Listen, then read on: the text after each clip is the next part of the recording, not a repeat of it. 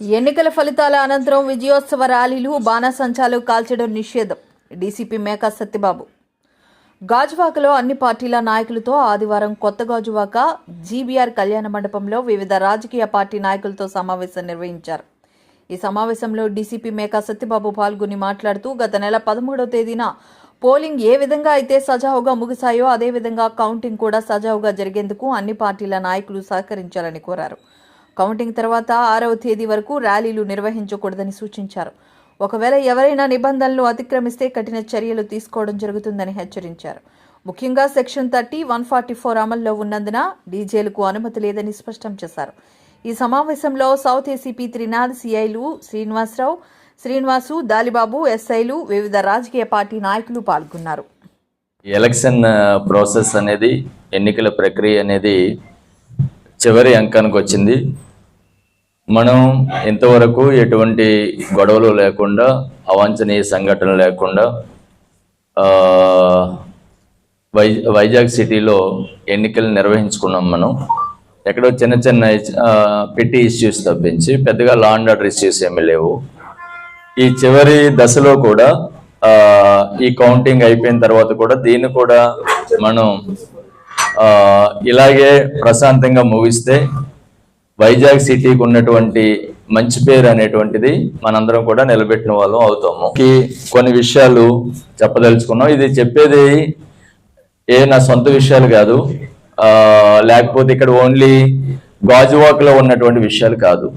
ఇవన్నీ కూడా election commission guide lines, గౌరవ డీజీపీ గారు ఇచ్చినటువంటి ఇన్స్ట్రక్షన్స్, సిపి గారు ఇచ్చినటువంటి ఇన్స్ట్రక్షన్స్, ఇవన్నీ కూడా మీకు తెలియజేయాలనేటువంటి ఉద్దేశంతో ఈ మీటింగ్ని పెట్టడం జరిగింది. ఇవన్నీ మీకు తెలియాలా, ఎందుకంటే ఏమైనా గొడవలు జరిగినట్లయితే, ఏమైనా లా అండ్ ఆర్డర్ ఇష్యూస్ వచ్చినట్లయితే ఆ కాన్సిక్వెన్సెస్ ఫేస్ చేయవలసింది మనమే. కాబట్టి మీ అందరికీ తెలియచేయాలనేటువంటిది మా యొక్క ఉద్దేశం. నెక్స్ట్, ఇప్పుడు నేను చెప్పేవన్నీ కూడా మీకు వర్తిస్తాయనే కాదు. మీలో చాలా మంది లీడర్స్ ఉన్నారు, నాయకులు ఉన్నారు. మీ దగ్గర అంటే మీ మాట మీద మీరు చెబితే వినేటువంటి చాలా మంది ఫాలోవర్స్ ఉంటారు మీ పార్టీలో. కాబట్టి ఈ విషయాలు, నేను ఏ విషయాలు అయితే చెప్తున్నానో ఆ విషయాల్ని మీరు విని ఆచరించడమే కాకుండా మీ పార్టీలో ఉన్నటువంటి వాళ్ళకి కూడా, మీ ఫాలోవర్స్ కూడా ఇవన్నీ కూడా చెప్పాలి. ఇవన్నీ కూడా పూర్తిగా కౌంటింగ్ డేకి, అంటే ఎల్లుండి 4వ తారీఖున మనం పాటించవలసినటువంటి విషయాలు ఇవన్నీ కూడా మీ అందరికీ తెలుసు. మోడల్ కోడ్ ఆఫ్ కాండక్ట్ అంటే ఎలక్షన్ కోడ్ జూన్ 6వ తారీఖు వరకు అమల్లో ఉంది. ఎలక్షన్ కమిషన్ గైడ్ లైన్స్ ప్రకారం రేపటితో అయిపోదు, ఎల్లుండితో అయిపోదు, జూన్ 6 వరకు ఎలక్షన్ కోడ్ ఉంటుంది. అదేవిధంగా వైజాగ్ సిటీలో ఇప్పుడు 144 సెక్షన్ అమల్లో ఉంది, సెక్షన్ 30 పోలీస్ యాక్ట్ అమల్లో ఉంది. ఈ 144 సెక్షన్ 30 పోలీస్ యాక్ట్ ప్రకారం ఎక్కడా కూడా ఎక్కువ మంది వ్యక్తులు గుమిగూడడం కానీ, ర్యాలీలు చేయడం కానీ, మీటింగ్లు పెట్టడానికి కానీ ఎటువంటి పర్మిషన్లు లేవు. అవి ఏమీ కూడా అలౌ చేయబడవు. ఇది ప్రతి ఒక్కరు కూడా గ్రహించాలి. అన్ని పార్టీలు కూడా ఇది తప్పనిసరిగా గ్రహించాలి. ఒకవేళ ఎవరైనా కానీ రేపు కౌంటింగ్ డే రోజున ఎక్కడైనా పార్టీ ఆఫీస్ దగ్గర కానీ, ఎవరైనా కంటెస్టింగ్ క్యాండిడేట్ ఇంటి దగ్గర కానీ, లేకపోతే వేరే నాయకుడి ఇంటి దగ్గర కానీ గుమ్మిగూడినట్లయితే అదంతా కూడా వీడియోగ్రఫీ చేస్తాము. కన్సర్న్ వ్యక్తుల మీద తప్పనిసరిగా స్పెసిఫిక్ సెక్షన్ల కింద కేసులు నమోదు చేయడం జరుగుతుంది. ఎన్నికల్లో రిజల్ట్స్ వచ్చిన తర్వాత ఎటువంటి విజయోత్సవ ర్యాలీలకి అనుమతి లేదు. ఎవరైనా కానీ చేసినట్లయితే, తప్పనిసరిగా ర్యాలీలు చేసినట్లయితే ఆ వెహికల్స్ అన్ని సీజ్ చేయబడతాయి. వాళ్ళందరి మీద కేసులు పెట్టడం జరుగుతుంది, బైండ్ ఓవర్ చేయడం జరుగుతుంది. తప్పనిసరిగా ఒకవేళ డీజే ఏదైనా పెట్టినట్లయితే ఆ డీజేలు కూడా సీజ్ చేయడం జరుగుతుంది. కాబట్టి దయచేసి మేము చెప్తున్నాము, అన్ని పార్టీలకి చెప్తున్నాము, ఎట్టి పరిస్థితుల్లో ర్యాలీలు చేయకండి, డీజేలు పెట్టకండి. ర్యాలీలు డీజేలు పెడితే మాత్రం మేమందరం రోడ్ల మీద ఉంటాము.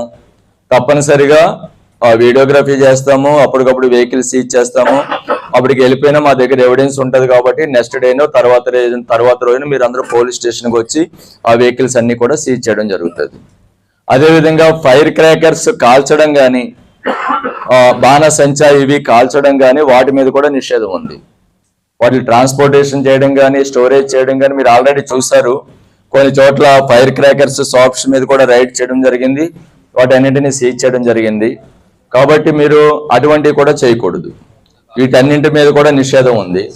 అంటే మీరు అందరూ కూడా అనుకోవచ్చు, అంటే 4వ తారీఖున మాకు రిజల్ట్ వస్తుంది, ఒకవేళ గెలిచిన వాళ్ళు అనుకోవచ్చు ఏమని, మేము చేయడానికి మమ్మల్ని ఎవరేం చేయలేరులే, అట్లేమీ లేదు.